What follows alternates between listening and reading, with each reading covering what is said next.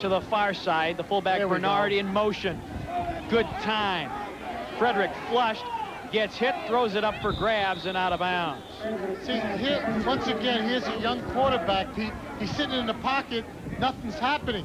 He gets panicky. He runs out of the pocket. He lets the defenders come to him.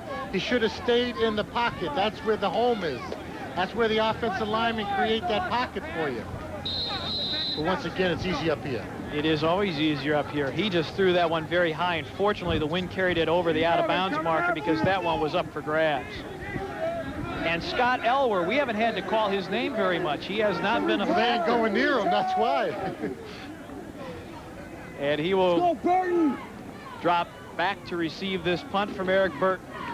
Snap was a little off, and that's blocked. Hillsdale with another big play on defense, and they recover, or actually they slap it out of bounds at their own 38-yard line. Partially blocked punt travels 26 yards, and so the Chargers get it back with 2 minutes, 13 seconds to play.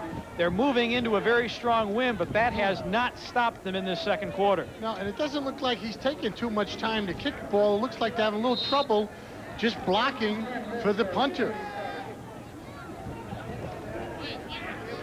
You see it there, Hillsdale unable to recover it, just knocking it out of bounds. First down play. Whoa. McCree around the right side, and he gets crushed by Tim Morris, the all-time leading tackler in Wayne State history. Well, Hillsdale's not too much in a rush right now. There's 2 minutes to go. They're up a number of points here, and they're not getting to the line of scrimmage, so it looks like Coach Lowry is happy with the lead, Pete. Well, we may see one more trick play. Pickup of about 4, make it 2nd and 6 for the Chargers. And you're right, they have not used the timeout. They have all 3 left.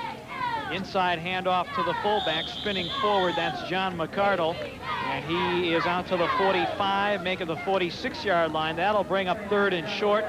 Clock is rolling, 1:26 now. Although the clock is stopped, as we'll have a look to see whether or not it's a first down. I thought he was a yard short, but it is a little bit closer than I had first thought. Well, I think you are correct. It is short, but, you know, this is really, I really don't understand them not using timeouts. I mean, it's not unheard of that a team can come back and score 4 or 5 touchdowns, and you lose games like this. You use the clock, you have the momentum going for you, you try to score points, folks. Yeah, with 2 minutes and 13 seconds, which is what was on the clock when they took possession, exactly. That's a little bit too much to try and just run out. And they have been successful with just about everything they've tried offensively. Against the wind. Against the wind. They have been equally successful with and against the wind. 3rd and less than a yard. Third and about a foot. How about play action and go up to Marty Walsh? We'd invoke the name of Bart Starr once again. That was one of his favorite gambits. No, they'll try the more conventional quarterback sneak and a fumble. And Wayne State apparently has recovered. Yes, they have. There's the big break the Tartars have been waiting for. Exactly. It's not like I told you so, but bad clock management. Now you possibly let a team get back in, get the momentum going here. And look at this, quarterback sneak goes over the top. Ball gets punched out. We can't see by who, but the ball's on the ground again. Al Haas, number 44, delivered the secondary blow that might have jarred it loose. The big number 22 is back in the lineup. Minute 14 to play here in quarter number 2. Frederick on a roll, has a man. It's Bush down the far sideline, shoved out at the 34. 1 minute left to go. Clock stopped. The good thing, once again, folks, college football, the time stops when the chains move. Once again, it's just a split to the right, roll out right. Bush was in the slot. He goes out, does an out. It accomplishes 2 things. You got man coverage, and he can get out of bounds and stop the clock. Take another look at it. This is a play that Wayne State used effectively in the first quarter. Exactly. That little out. And Bush is dangerous anytime he has the football, as is this man Goff. Goff dancing through traffic, slaloming through the crowd. You got to call timeout now. You got to call timeout. You have to call timeout. And the clock is stopped now with 57 seconds to play in the first half. That is Wayne State's first timeout. Scott Duncan on the tackle. The pickup by Goff that time is 2 to bring up 2nd and 8. Good timeout that time. You know, something people say, why, you know, especially a guy like myself, why would you call a sprint draw in a place like that? Because this guy, number 22, has a shot to break it. You got your timeouts left. If it doesn't happen, quick timeout, only 3 seconds off the clock. You see the scoreboard there. Wayne State got out in front. This is a monumental turnaround, Pete, if they can get in and they can score even 3 points going in the locker room. This game is far from over.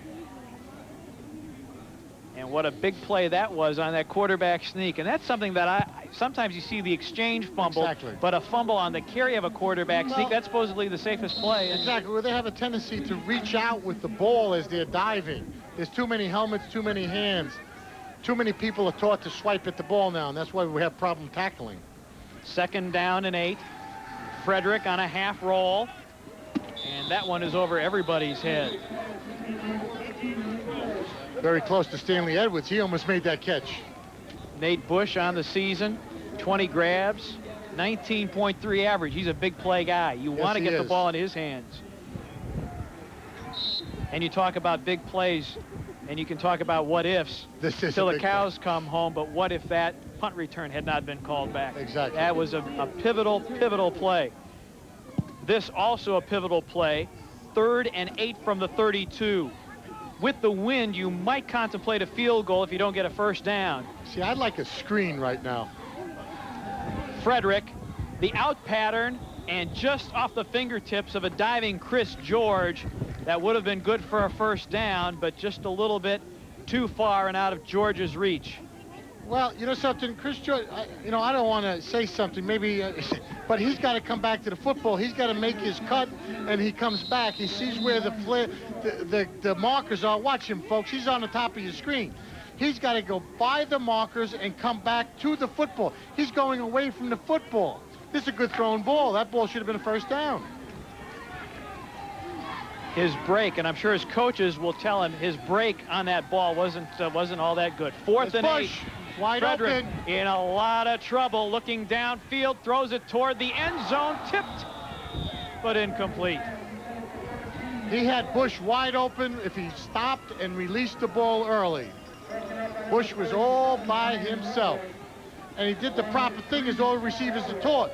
Take a look at the top of your screen, folks, and it looks like receiver, we can't see Bush. He's over about the 30, 25-yard line. He's taught now to try to get up the field right now. It doesn't work. And the delay allowed the Hillsdale secondary to collapse on the play with double coverage on Bush. And recover. They were out of position initially, but the longer that play took to develop, the worse it was. 38 seconds on the clock. This is kneel down. And this is kneel down time, exactly, Skip. The Chargers will be more than happy to go in the locker room up 28-9. And Wayne State will be happy to let him go in the locker room 28-9. Hillsdale won't try anything too risky. Last time they thought they had the safe play with the quarterback sneak and fumbled it away, but their defense holds and turns back the Tartars at the end of quarter number 2. Clock running down, 5 seconds now, and we will not have another play in this first half of the 1994 homecoming here at Wayne State. The Tartars are trailing. Hillsdale leads it 28-9. We'll be back after these messages from your local stations. This is the Wayne State football. Just released on video, smash hits from Broadway's greatest musicals.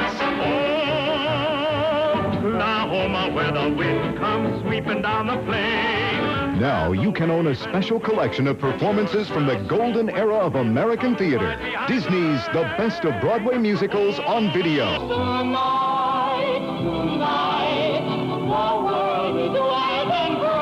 See rare footage of original cast members performing hit songs from Broadway's biggest musicals.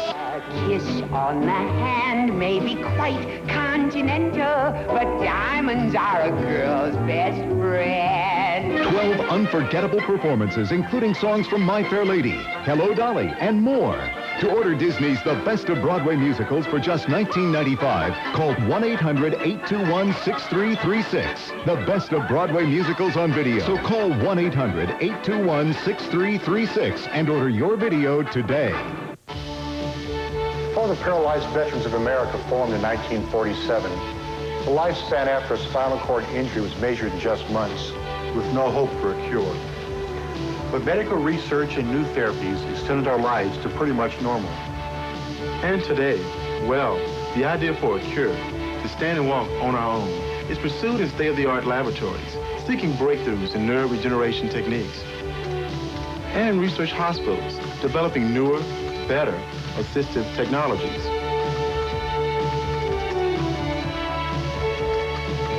And the progress we've made in the past 6 years is greater than all we've made in the last 60. Paralyzed Veterans of America research grants have been there from the beginning and will be there for the cure. For more information, call the PVA at 1-800-424-8200.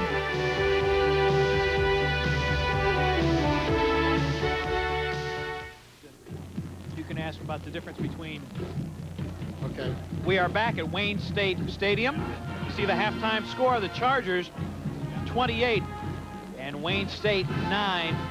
Unable to make good on a Hillsdale turnover, really their only mistake of the afternoon. They fumbled away the ball on a quarterback sneak. However, Wayne State was unable to come away with any points, even though they had the wind at their back. 28-9, they trail it. Stanley Edwards is down on the sideline. Stanley, what do you have for us? Well, actually, it's not as far out as everybody may think. This game is far from over with.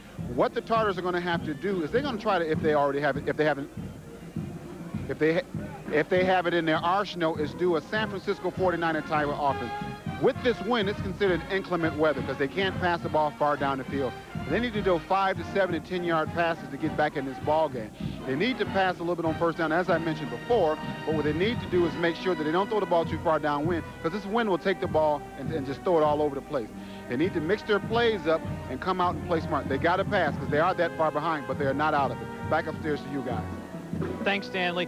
You're right, Skip, they're not out of it, but they have to play an absolutely perfect second half of football. And the defensive staff for Wayne State has to figure out, okay, what do we do if they start zigzagging? Well, yeah, that's all true, but the real factor, folks, is they can't put the ball on the ground. They've scored 14 points off the offense. The defense is playing fine right now. They've only really given up 14 points on the 2 drives. But it's the offense of Wayne State that's causing problems here. They got to secure the ball from the center, and they got to make good exchanges. The backs have to secure the ball when they're running, and they would be in that much trouble. It'd be 14-9 football game, Pete. And also it'd help if they got a big play maybe out of the return game. Yeah, well, they did have a big play, and we did see that there was a penalty on a block that had really nothing to do with the return on Nate Bush. They just got to come together. They can't panic right now. Fredericks, you got to, I think, once again, young man, you got to put him back in the pocket. Now, have him throw a couple of passes that are safe passes for him to get his confidence back. Once again, we are at the half here at Wayne State Stadium. 28-9. It is homecoming 1994. As you see the Wayne State Band performing on the field, it is a big homecoming, a special homecoming, particularly for the class of 1964. One of the finest football teams in Wayne State history played here in 1964, and we'll have more about that as the afternoon unfolds. But right now, the Tartars trail it 28-9. They moved out in front early, but when Joe Goff is close to your only weapon, or the only one you can count on, it's kind of difficult when you're one-dimensional. You know something, you make the great comment, Pete, in the first quarter that they go down the field and they score too easily. And now your offense gets a false sense of security that, oh, I can move the football, I can do what I want. Well, folks, that's not what happened. They had problems. They got a tight end free on a they had a foul up in the defensive backfield. He got into his zone, broke free, missed the tackle. All of a sudden, he goes 38 yards for a touchdown. Well, the defense tightens up. throws a little different look at Wayne State's now, and all of a sudden now they got a nice lead. So they scored too easily and really out of character in the air. They usually do it on the ground. Okay, coming up, an interview with John Peterson. He's the Dean of the College of Science here at Wayne State. He's also the faculty athletic department